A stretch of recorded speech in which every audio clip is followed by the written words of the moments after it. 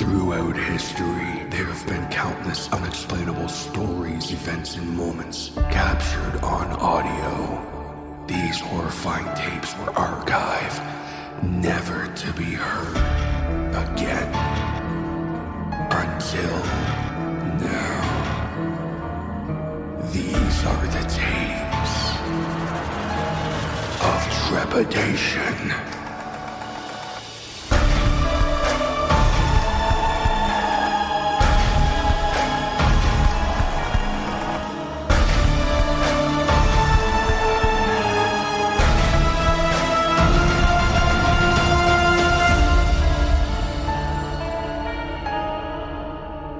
Tape number 36. Ears.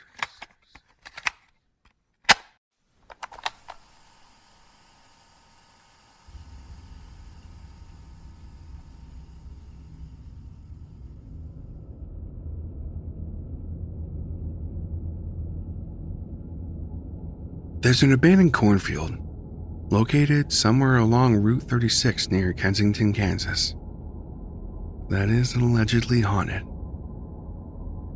The legend, spread mostly by youth of Smith County, Kansas, goes as follows. At the abandoned Fryer family farm, somewhere out in the fields near the old water tower, there lies an overgrown corn maze.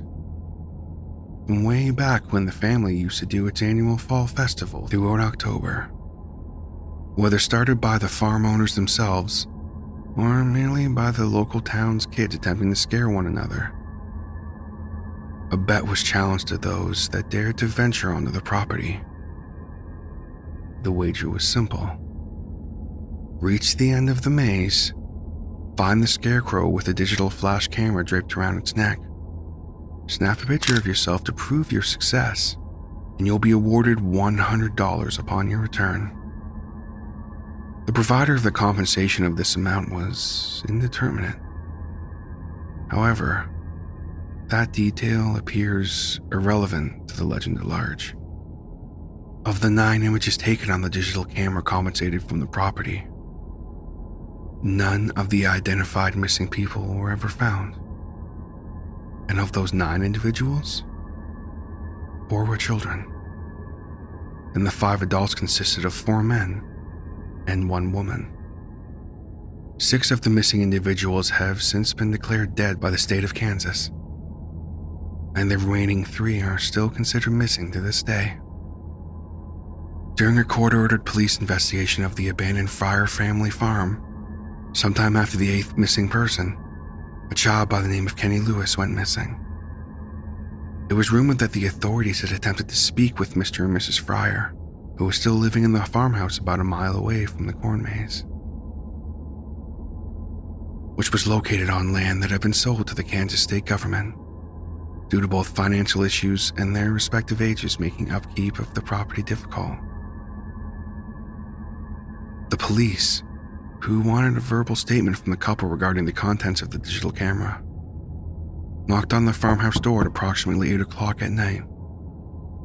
When no one answered, they assumed they were asleep and decided to call the couple in the morning. When no one picked up the phone the following day, a state trooper was asked to check in on the household soon thereafter. The state trooper, a 28-year-old named Marshall Lancaster, knocked on the farmhouse around noon. When neither Mr. nor Mrs. Fryer answered, the officer cupped his hand against a glass window in an attempt to see into the house. When he did so, he saw whom he believed to be Mr. and Mrs. Fryer slumped over on the living room couch. After a few attempts to catch the people's attention, he feared them to be unconscious and broke down the door, which wasn't hard to do, he claimed, considering the hinges had rusted over. When he had reached the bodies, he realized that neither was Mr. nor Mrs. Fryer, but rather 2 scarecrows seated in their place, dressed in their clothes. Subsequent investigation by the Smith County Police conducted that neither Mr. nor Mrs. Fryer, nor their bodies, were present on the property, nor is there any evidence of foul play. The couple remains missing to this day. This lack of evidence led the investigation, shortly after discovering the empty farmhouse, to go cold, with only obscure leads in scattered directions. One such lead was brought to light years later, after the government seized land, both the farmhouse and the surrounding property, including the old corn maze, was sold to a wealthy rancher. The rancher, who began to clean up the property in preparation for the harvest and the well-being of his livestock, soon appeared on the 6 o'clock news during a story about the estate's annual pumpkin patch. It was during the story in which satellite images depicted the corn maze's unique shape. A perfect equilateral triangle, with one of the 60-degree tips being the location of the scarecrow, where the digital camera was discovered.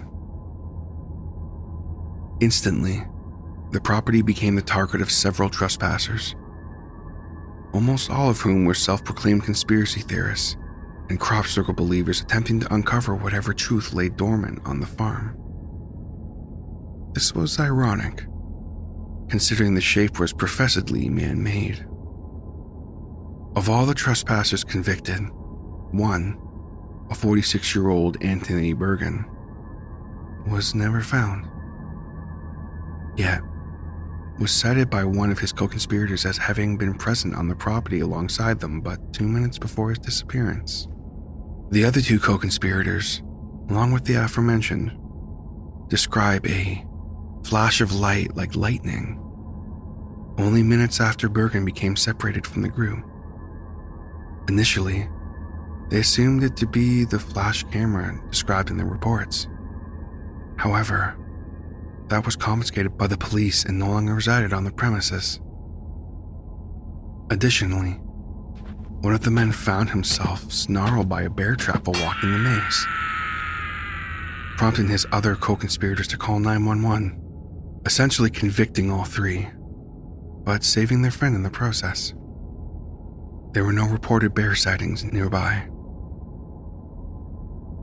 6 days after the trespassers had issued their statements, the rancher was called into the Smith County Police Station for questioning after forensics analysis determined that the bear track confiscated from the maze carried traces of blood from a young girl, Marissa Harmony, who had gone missing roughly 3 years prior. The rancher, who had shown cooperation throughout the investigation, said, the bear traps, were there when I purchased the land. I didn't want them to injure any of my grazing livestock, so I disarmed them and put them all in the barn. But somehow they got back out, armed too. I have no use for bear traps. We're in Kansas. The rancher went on to express his concern for the well-being of the local town's kids, stating that, despite the fencing and signage throughout his property, he could still hear them outside his house at night, and that he didn't want anyone or his animals to get hurt over a silly dare. 3 nights after that interview, conveniently on Halloween itself, the local children of Smith County reported that, when out trick-or-treating at the farmhouse, the rancher never answered the door.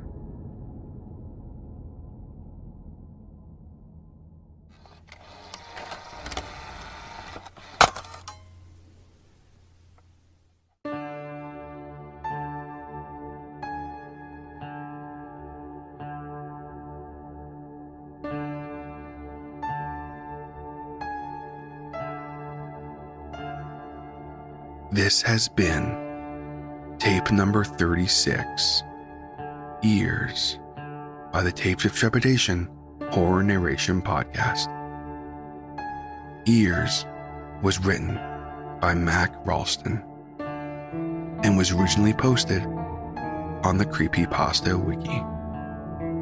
Mak Ralston just released a novel based off of his legendary creepypasta Grayscale, exploring that universe a little more. You may be familiar with Grayscale not only as a legendary creepypasta from the wiki, but also as a story featured here on Tapes of Trepidation.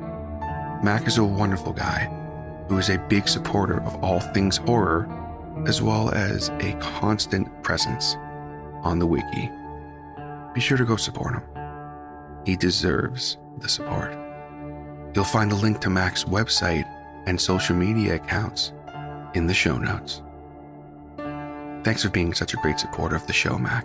I really appreciate it. Narration, production, and sound design for this episode was by TJ Hodder. Credit for music for this episode can be found in the show notes. The Tapes of Trepidation theme was written by the incredible J.M. Scherf. All logos, banners, overlays, and graphic design work was provided by the talented Jason Reese from Jaybird Digital Arts. If you have a story you would like to submit, or a question regarding the show, please contact us at tapesoftrepidationpodcast@gmail.com. Support the show by subscribing and leaving a rating on Spotify, Apple Podcasts, your favorite podcatcher, or like and subscribe on YouTube. Be sure to tell your friends. Word of mouth is extremely helpful to a new podcast like this one.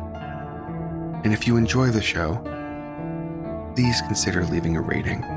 It really helps the show grow and also helps us get on different podcast charts. Check us out on social media through the link tree in the show notes. We have Facebook, Instagram, and Discord. And if you'd like to support the show a little more, consider joining the Tapes of Trepidation Patreon, where for as little as $5 a month, you can gain access to monthly bonus short story narrations, the weekly behind-the-scenes podcasts within the archive, and more. Come, join us, and become trapped within the archive. Just like my current patrons. Neil Skarupa of Neurotic Voice, Doozer Pin Dan, Rodin Komori of Baseline Feed, Eric Phones, and Patrick Stewart. Thank you all so much for the support. All content used on Tapes of Trepidation is either original, used with permission, or is available on your Creative Commons Share-alike license. All rights reserved, unless otherwise stated. This podcast and its content may not be redistributed or rebroadcasted without the express written consent of Tapes of Trepidation and the story's author. Thank you so much for listening.